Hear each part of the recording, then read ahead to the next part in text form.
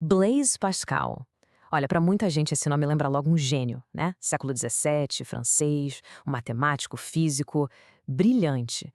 Mas e se eu disser que tem um lado do Pascal que quase ninguém conhece? Um lado que olhou para o poder de um jeito, nossa, incrivelmente moderno. E eu diria até implacável. Então vamos lá, vamos mergulhar nisso. A grande pergunta que guia essa nossa análise é a seguinte: o que é que um matemático do século XVII tem a dizer sobre o poder no século XXI? O que as ideias de alguém que viveu, sei lá, há quase 400 anos podem nos ensinar sobre os nossos sistemas políticos, nossas lideranças, sobre a autoridade hoje em dia? Olha, a resposta pode ser bem mais surpreendente do que parece. É que por trás do gênio da ciência, da teologia, tinha um outro Pascal, um pensador político afiadíssimo, sabe? E até desconcertante. Enquanto todo mundo aplaudia as contribuições dele para a matemática, para a física, ele estava ali, meio que nos bastidores, dissecando os mecanismos do poder com uma honestidade que chega a ser brutal. Tá, mas por que esse lado dele ficou tão escondido por tanto tempo? Bom, a resposta está no jeito que ele escrevia. Veja bem, as ideias dele sobre poder, justiça, sociedade, elas não estão num livro só, tudo organizadinho. Pelo contrário, elas estão espalhadas, sabe, em pequenos fragmentos. Na sua obra mais famosa, que só foi publicada depois que ele morreu, Os Pensamentos. Foi preciso que os estudiosos viessem e juntassem essas peças, como num quebra-cabeça, para a gente conseguir enxergar o teórico político incrível que ele era. Ok. E para a gente entender a política de Pascal, primeiro a gente precisa entender o que ele pensava sobre nós, seres humanos. E já vou avisando, não é uma visão muito otimista, não. O centro do pensamento dele é o que a gente pode chamar de antropologia da insuficiência. O que é isso? Bom, ele acreditava que a condição humana é fundamentalmente falha.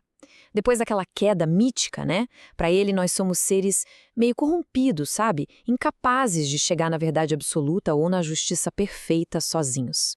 E essa citação aqui, olha, ela resume isso de forma genial. Um nada em relação ao infinito, um tudo em relação ao nada. Um meio termo entre um nada e o tudo. Ou seja, a gente está preso aqui no meio. A gente não consegue entender o infinito que está acima, nem o nada de onde a gente veio. Somos, como ele dizia, um ser do meio, que vê só alguma aparência do meio das coisas, mas nunca o começo ou o fim de verdade. Então aqui está o ponto central. Se nós, seres humanos, somos assim, tão falhos, tão limitados, como é que a gente poderia construir uma sociedade que seja perfeita, totalmente justa e racional? Para Pascal, a resposta é bem direta. A gente não pode. E é isso que abre a porta para a ideia mais radical dele. E é aqui que a gente chega no coração do argumento político de Pascal. É uma formulação que é tão genial quanto perturbadora. Ele começa com algo que, bom, é difícil de negar. Pensa bem. A justiça sem a força é impotente. O que adianta ter uma justiça perfeita, leis incríveis, se não existe poder para fazer com que elas sejam cumpridas? No papel, não serve para nada, né? Só que o contrário também é um pesadelo. A força sem a justiça é tirânica. Quer dizer, a força sem nenhuma base de justiça é só tirania. É a lei do mais forte na sua forma mais crua e brutal. E esse é o grande dilema de qualquer sociedade. E a solução que Pascal aponta para esse dilema é para lá de cínica. O raciocínio dele é mais ou menos o seguinte. Primeiro, o que é a verdadeira justiça? Bom, as pessoas nunca entram em um acordo sobre isso. É uma disputa sem fim. Segundo, e a força? Ah, essa todo mundo reconhece na hora, é inegável. Então, qual foi a solução encontrada pela sociedade?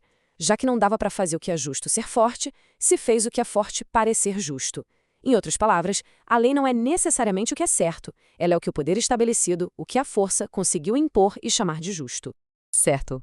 Mas se no fundo tudo é só força disfarçada, por que as sociedades não vivem num caos total? Como é que essa força bruta se transforma em algo que a gente aceita como autoridade legítima? Essa é a grande questão. E a resposta de Pascal é que a gente não obedece só por medo, não.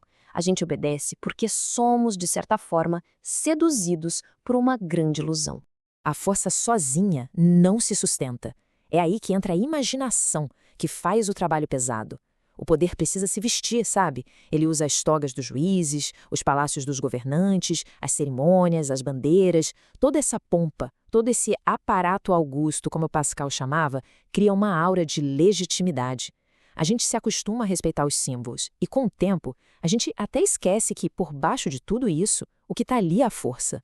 E partindo dessa análise toda, Pascal chega a dar um conselho bem prático para quem está no poder, para a classe dominante. Isso está lá nos seus 3 discursos sobre a condição dos grandes. Primeiro, ele faz uma distinção. Existe o que ele chama de grandeza de estabelecimento. O que é isso? É o poder que vem do cargo, da posição social, de uma convenção. Por exemplo, um rei. Ele é rei não porque ele seja uma pessoa melhor que as outras, mas porque um acordo na sociedade colocou ele ali. E, em contraste, existe a grandeza natural. Essa, sim, vem de qualidades reais da pessoa, da mente ou do corpo.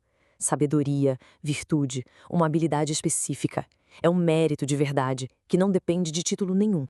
E aqui está a lição de ouro de Pascal para qualquer líder. É preciso ter a clareza de que o poder que se tem é uma grandeza de estabelecimento. É um poder, digamos, emprestado. Um líder deve, sim, exigir o respeito que o cargo merece, mas, ao mesmo tempo, precisa ter a humildade de saber que, como pessoa, não é melhor do que ninguém e que deve respeito a todo mundo. Ok, muito bom. Mas como é que a gente conecta essas ideias lá do século XVII com o nosso mundo político de hoje? Olha, esse pessimismo lúcido do Pascal é como se fosse uma lente de aumento poderosa. Ele ajuda a gente a entender por que, mesmo nas nossas democracias, muitas vezes a gente sente que o poder e a justiça não andam de mãos dadas, né? Ele nos dá um alerta contra a tirania dos especialistas, aquela turma que diz saber o que é verdadeiro, ou dos moralistas que querem impor o que é bom. No final das contas, para Pascal, a política é e sempre vai ser um campo de batalha de forças que se disfarça de um debate de ideias. Se a gente tivesse que resumir tudo numa frase só, talvez fosse essa aqui. A lei não é o que é certo, é o que é poderoso. É uma ideia bem desconfortável, eu sei, mas que força a gente a olhar para além da fachada e a questionar de onde vem, de verdade, a autoridade. E isso tudo nos deixa com uma pergunta final, para a gente pensar. No mundo como o nosso, de espetáculo político, de redes sociais, onde as narrativas são criadas e destruídas em tempo real, será que ficou mais fácil enxergar a diferença entre quem é poderoso e o que é justo? Ou será que a gente só ficou melhor na ilusão? Será que a imaginação que o Pascal identificou séculos atrás só ganhou ferramentas mais potentes para manter tudo isso de pé?